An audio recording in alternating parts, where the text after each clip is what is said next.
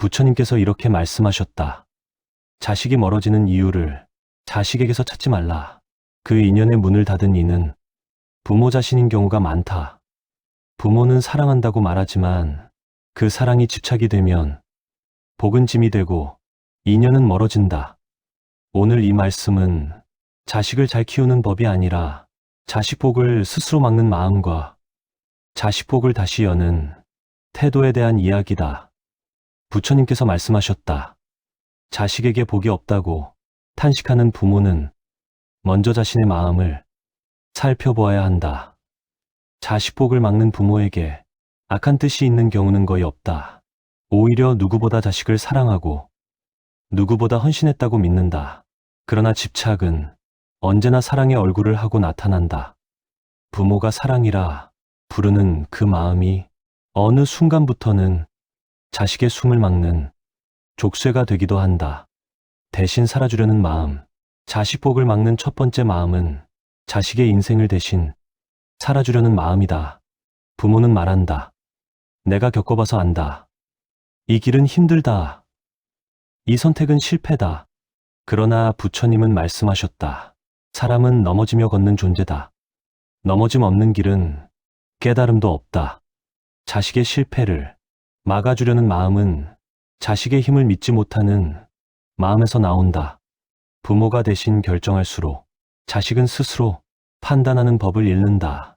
처음에는 편안해 보이지만 시간이 흐를수록 자식의 내면은 점점 약해진다. 결국 자식은 부모 없이 아무것도 할 수 없는 사람이 되거나 부모로부터 완전히 벗어나려는 극단의 선택을 하게 된다. 이것이 사랑으로 시작된 간섭이 자식 복을 막는 첫 번째 문이 되는 이유다.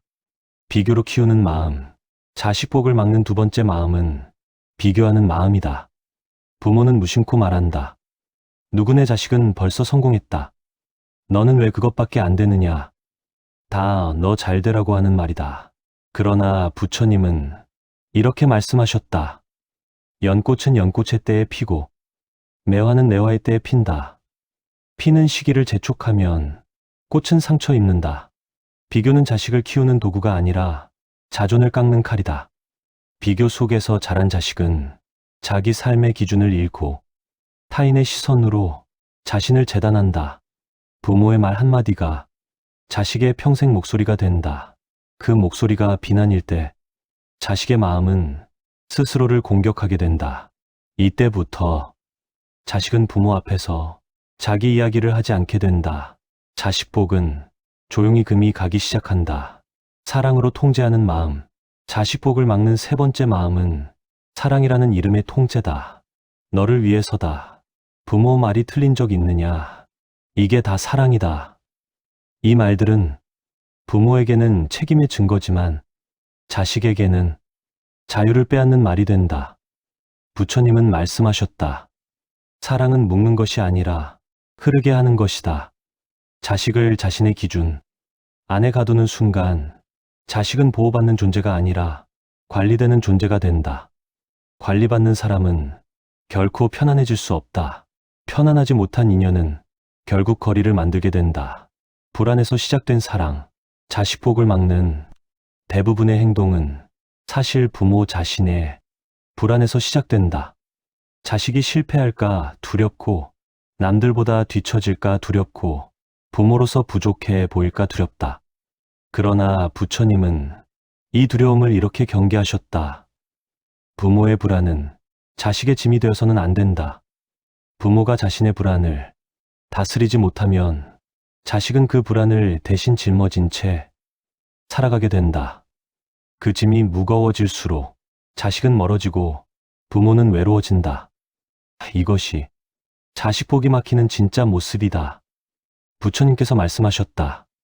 자식이 부모를 떠나는 것은 마음이 떠났기 때문이 아니라 마음이 쉴 곳이 없기 때문이다. 부모는 종종 말한다. 자식이 변했다고 말하고 예전 같지 않다고 말한다. 그러나 변한 것은 자식이 아니라 자식의 마음이 부모 앞에서 다치기 시작한 것이다. 말이 줄어드는 순간 자식이 부모와의 대화를 줄일 때 그 안에는 분명한 이유가 있다. 말을 하면 설명이 필요해지고 설명을 하면 평가가 따라오고 평가 끝에는 조언과 지적이 남는다. 부처님은 말씀하셨다. 사람은 자신이 설명되지 않아도 되는 곳에서 가장 오래 머문다. 자식에게 부모의 존재가 설명해야 하는 공간이 되는 순간 마음은 자연스럽게 멀어진다. 이때 자식은 거짓말을 배우는 것이 아니라 침묵을 선택한다. 부모 앞에서 사라지는 나. 자식이 부모를 어려워하는 이유는 사랑이 없어서가 아니다. 부모 앞에서 자기 자신이 될 수 없기 때문이다. 웃어도 이유를 묻고 조용해도 걱정하고 선택을 해도 간섭이 따른다. 부처님은 이 상태를 이렇게 표현하셨다. 자기 자신으로 있을 수 없는 곳은 아무리 따뜻해도 머물 수 없다. 자식은 부모를 미워하지 않는다. 다만 자신을 잃는 장소에서 멀어질 뿐이다. 기대라는 무거운 짐. 부모는 기대라고 말하지만 자식에게 그것은 짐이 된다. 잘 되길 바라는 마음이 잘 되어야만 사랑받는 조건으로 바뀌는 순간 자식의 마음은 무거워진다. 부처님은 말씀하셨다. 기대는 선물일 수도 있지만 받을 준비가 되지 않았을 때 짐이 된다.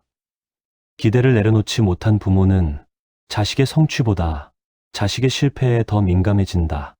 그 순간부터 자식은 부모의 시선을 피해 자기 삶을 숨기기 시작한다. 연락이 줄어드는 이유. 연락이 줄어드는 것은 바쁨 때문만은 아니다.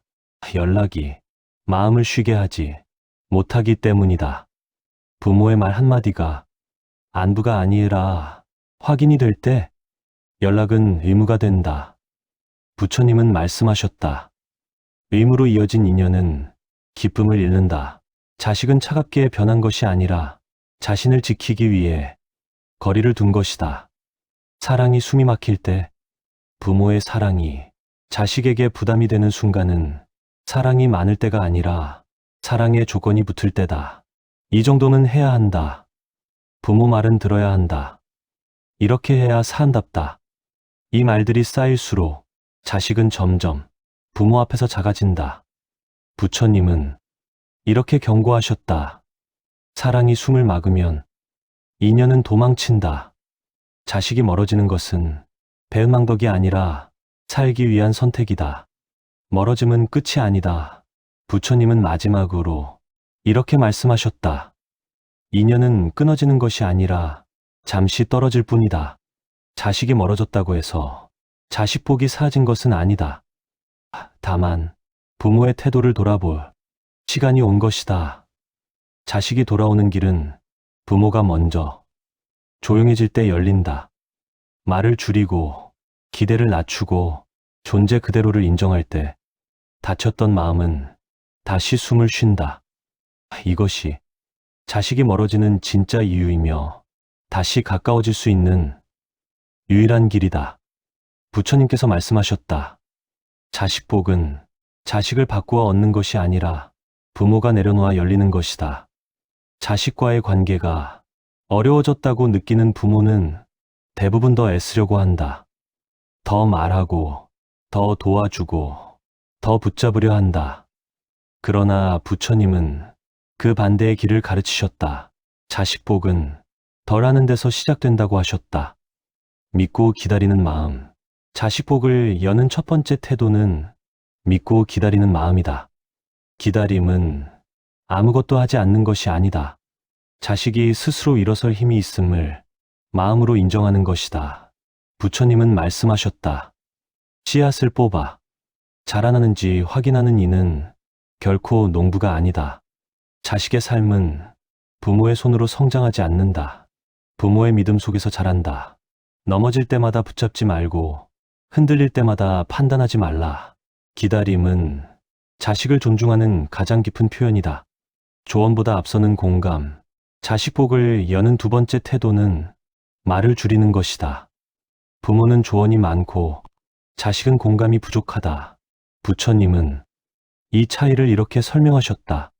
가르침은 마음이 열려 있을 때만 들어간다. 자식의 이야기를 고치려 하지 말고 바꾸려 하지 말고 먼저 받아들여라. 부모의 한마디 위로는 수십 개의 충고보다 더 오래 남는다. 자식은 해답을 원하지 않을 때가 많다.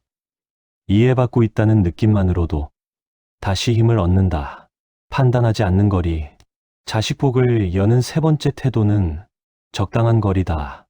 너무 가까우면 숨이 막히고 너무 멀면 인연이 식는다. 부처님은 이 거리를 중도의 길이라 부르셨다. 자식의 선택을 부모의 기준으로 재단하지 말라. 다르다는 사실을 틀렸다고 부르지 말라. 자식은 부모의 소유물이 아니라 하나의 인연이다.